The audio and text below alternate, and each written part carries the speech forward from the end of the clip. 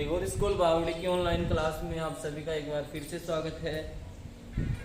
सभी स्टूडेंट को good morning. आज हमारा नेक्स्ट डे हो चुका है, तो आज हम अपनी जो एक्सरसाइज है 15वीं, उस एक्सरसाइज के बारे में चर्चा करेंगे जिसका नाम है प्रायिकता। जिसका क्या नाम है जी? प्रायिकता। इस प्रायिकता के बारे में जो मैं तुम्हें पढ़ाऊंगा वो आपकी 10th क्लास में भी एज इट इज वैसा का वैसा ही रहेगा। तो 9th क्लास में भी वही पढ़ना पड़ेगा और 10th में भी वही पढ़ना पड़ेगा। बाकी जो एक्सरसाइज है उनमें क्या है, थोड़ा सा डिफरेंट है। क्या डिफरेंट है बेटा? कि 9th में पढ़ते हैं उसके आगे 10th में आता है। मतलब छोटी संख्या का भाग अगर 9th में सीखा है तो बड़ी संख्या में 10th क्लास में बड़ी संख्या का भाग आ जाता है। लेकिन एकमात्र ये ऐसी पर्सनावली है जो एज इट इज, मतलब जैसी 9th में है वैसी की वैसी ही 10th में आएगी। तो अब क्या करना है आपको, जो 10th वाला है वो भी मैं करवा रहा हूं। बात करते हैं प्रायिकता की। तो प्रायिकता होती क्या है? तो बेटा जैसे मान लो आज बारिश आने की संभावना है, या मेरे परीक्षा में उत्तीर्ण होने की जो संभावना है, या मुझे संदेह है मतलब मैं परीक्षा में उत्तीर्ण होऊंगा या नहीं होऊंगा। कई होते हैं ना जो ऐसे सोचते हैं कि यार हो भी जाऊं और को नहीं भी हूं, है ना। गणित में मेरा 13 नंबर कोई कराए दूं, गणित में 13 नंबर कोई कराए दूं, नंबर काट ले सी तो फेल हो जाए और नंबर 13 दे दे सी मैं पास हो जाए। तो वो क्या होता है बेटा? संदेह होता है एक तरह से। एक मैं ऐसे कहूं कि मेरे प्रथम आने की संभावना सबसे अधिक है। एक ऐसे कहते हैं कि पेट्रोल हो गया या डीजल हो गया, उसकी कीमत बढ़ने का जो संयोग है वो काफी अधिक है।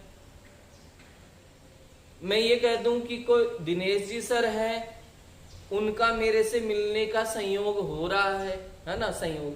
तो यहाँ पे मैंने 2-3 शब्द लिए, संयोग, संभावना, संदेह है। तो ये क्या है? ये सभी की सभी संभावनाएं हैं। क्या है जी? संभावनाएं हैं। अब इन्हीं संभावना को अभी तो अपन ने किसमें व्यक्त किया? हमारी भाषा में व्यक्त किया। इनको यदि हम गणितीय रूप में व्यक्त कर देते हैं तो वही हमारी क्या कहलाती है? प्रायिकता कहलाती है। तो प्रायिकता की परिभाषा देखते हैं। किसी भी घटना के घटित होने की संभावना को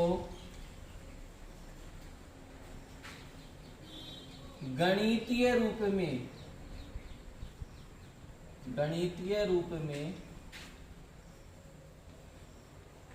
व्यक्त करना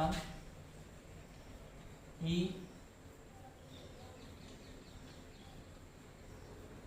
प्रायिकता कहलाता है। कोई भी घटना है और उस घटना के घटित होने की, मतलब वो घटना घटित होगी या नहीं होगी वो अलग बात है। उस घटना के घटित होने की, जैसे आज बारिश आने की संभावना अधिक है, आज बारिश आने की संभावना अधिक है, तो उस घटना को मैं यदि गणितीय भाषा में लिख देता हूं, किसमें लिख देता हूं जी? गणितीय भाषा में लिख देता हूं। तो गणितीय रूप में व्यक्त करना ही क्या कहलाता है? प्रायिकता कहलाता है। प्रायिकता को हम देखो एक तो PA से दर्शा सकते हैं। P का मतलब प्रोबेबिलिटी यानी प्रायिकता, E का मतलब होता है इवेंट, एक्सीडेंट, सॉरी। तो इसका मतलब हो गया प्रायिकता। या फिर इसे किससे दर्शा सकते हैं? PE से। प्रायिकता को PE से भी दर्शा सकते हैं और PA से भी दर्शा सकते हैं। P तो रहेगा, एक ही जगह आप R भी कर सकते हो, वो पर्सन के अनुसार हो सकता है, L, M, N, O, P, Q, कुछ भी हो सकता है। तो जो प्रायिकता है उसको अधिकतर हम देखो इस प्रायिकता को पीए, पीई, पीके किससे भी दर्शा सकते हैं। पी रहेगा बस ये ध्यान रखना। ये जो घटना ये तो क्या होगी, घटना होगी, तो घटना तो हम पर्सन के अनुसार ले सकते हैं, या सभी पर्सनों में हम पीए रख सकते हैं, या सभी पर्सनों में पीई रख सकते हैं, या पीके रख सकते हैं। तो प्रायिकता जो होती है उसका सूत्र क्या होता है, उसका सूत्र होता है घटना के अनुकूल परिणाम, घटना के अनुकूल परिणाम बटावा कुल परिणाम। प्रायिकता का सूत्र क्या हुआ, प्रायिकता बराबर घटना के अनुकूल परिणाम बटावा कुल परिणाम। 8th क्लास में भी आपके थोड़ी सी थी प्रायिकता, तो बस आपको करना क्या है, प्रायिकता क्या होती है, कोई भी घटना है उस घटना के घटित होने की जो संभावना है उसी संभावना को हम क्या कहते हैं, प्रायिकता कहते हैं। और प्रायिकता का जो सूत्र है होता है वो होता है घटना के अनुकूल परिणाम बटावा कुल परिणाम। इसका उद्भव कहां से हुआ, तो एक विद्वान था जो जुआ खेलता था, जो मतलब पासे से संबंधित पहले जुआ चलता था।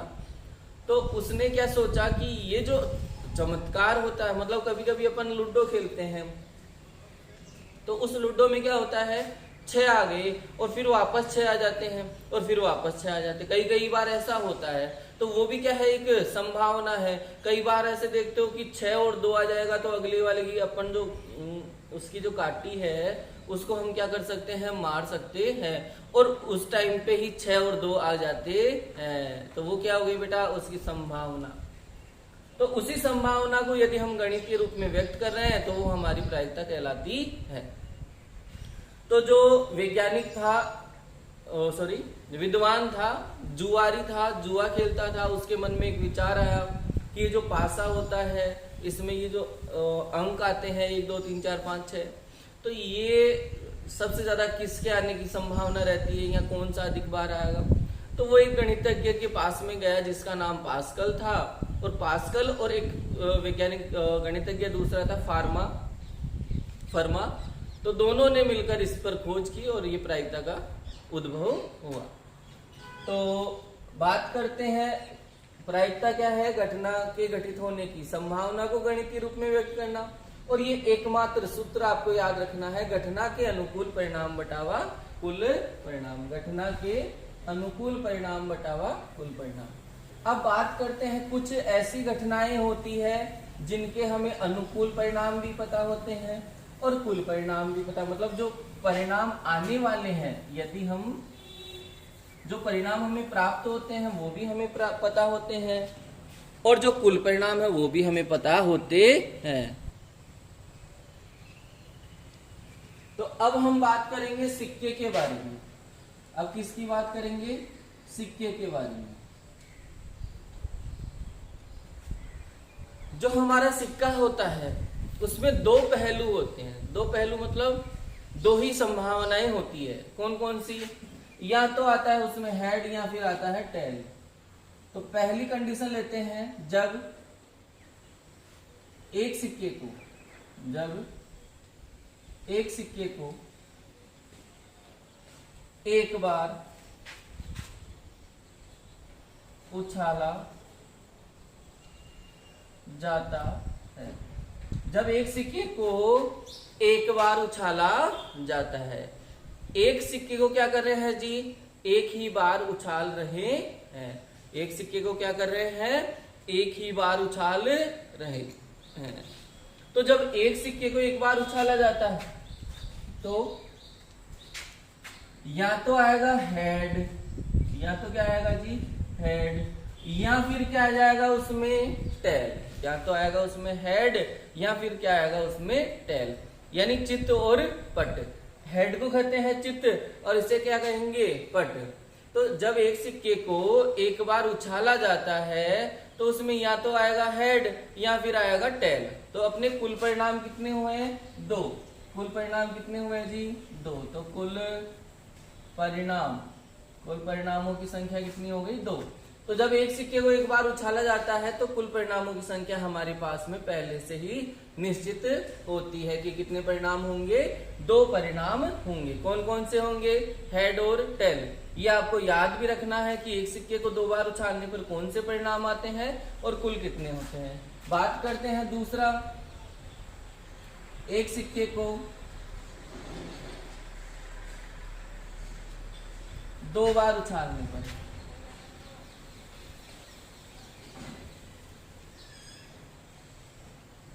इसको हम दूसरी भाषा में यदि कहना चाहें तो इसी को हम क्या कह सकते हैं, 2 सिक्के को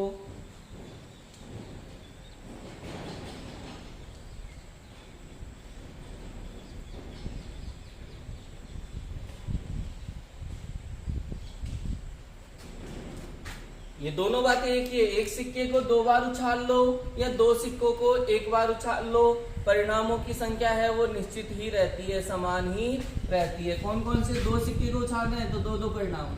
पहला क्या संभावना रहती है, हेड या फिर हेड आ जाए। दूसरी संभावना टेल या फिर टेल आ जाए। तीसरी संभावना हेड या फिर टेल आ जाए। और चौथी संभावना टेल और क्या आ जाए, हेड आ जाए। टेल और क्या आ जाए जी, हेड आ जाए। तो जब एक सिक्के को 2 बार उछाला जाता है या 2 सिक्के को 1 बार उछाला जाता है तो हमारे परिणाम कौन कौन से होते हैं। पहला परिणाम, पहले सिक्के पे भी हेड आए और दूसरे पे भी हेड आए, या पहले पे टेल दूसरे पे भी टेल आए, पहले पे हेड दूसरे पे टेल आए, पहले पे टेल और दूसरे पे क्या है, हेड आए। तो हमारे जो कुल परिणाम है वो कितने हो जाएंगे, कुल परिणामों की संख्या हो जाएगी हमारी 4। कुल परिणामों की संख्या कितनी हो जाएगी, 4। तीसरा, एक सिक्के को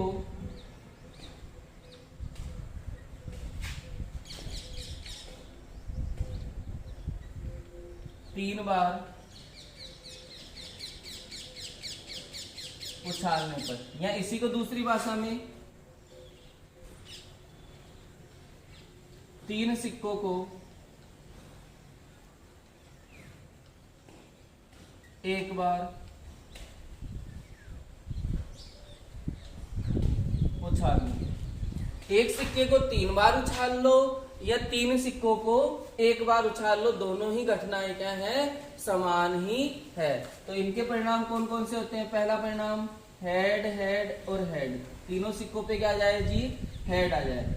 दूसरा, तीनों सिक्कों पे क्या आ जाए, टेल आ जाए। तीसरा, हेड टेल टेल। अगला टेल हेड टेल। उससे अगला टेल टेल हेड। अगला टेल हेड हेड। फिर हेड टेल हेड। उससे अगला हेड हेड और टेल। तो जब एक सिक्के को 3 बार उछाला जाता है या फिर 3 सिक्के को 1 बार उछाला जाता है तो हमारे जो कुल परिणाम है वो कुल परिणाम कितने हो जाएंगे जी, 8। कुल परिणाम कितने हो जाएंगे, 8। कुल परिणामों की संख्या 8। 1 2 3 4 5 6 7 और 8। तो जब एक सिक्के को 3 बार उछाला जाता है या 3 सिक्कों को 1 बार उछाला जाता है तो कुल परिणामों की संख्या कितनी होगी, 8। तो इस वाले में जो कुल परिणाम है, इस वाले में कुल परिणाम है वो कुल परिणामों की संख्या कितनी होगी जी, 8। तो ये आपको याद भी रखना है कि एक सिक्के को 1 बार उछाला जाता है, कौन कौन से परिणाम आते हैं और कुल कितने होते हैं। जब एक सिक्के को 2 बार उछाला जाता है या इसी बात को हम ऐसे कहते हैं कि 2 सिक्कों को 1 बार उछाला जाता है तो कौन कौन से परिणाम आते हैं और कुल कितने होते हैं वो भी आपको याद रखना है। एक सिक्के को 3 बार उछाला जाता है या 3 सिक्कों को 1 बार उछाला जाता है तो कौन कौन से परिणाम आते हैं और कुल परिणाम क्या होते हैं, ये आपको याद करने हैं। फिर अपन बात करेंगे पासे की, जो हमारी नेक्स्ट क्लास होगी उसमें हम पासे के बारे में चर्चा करेंगे।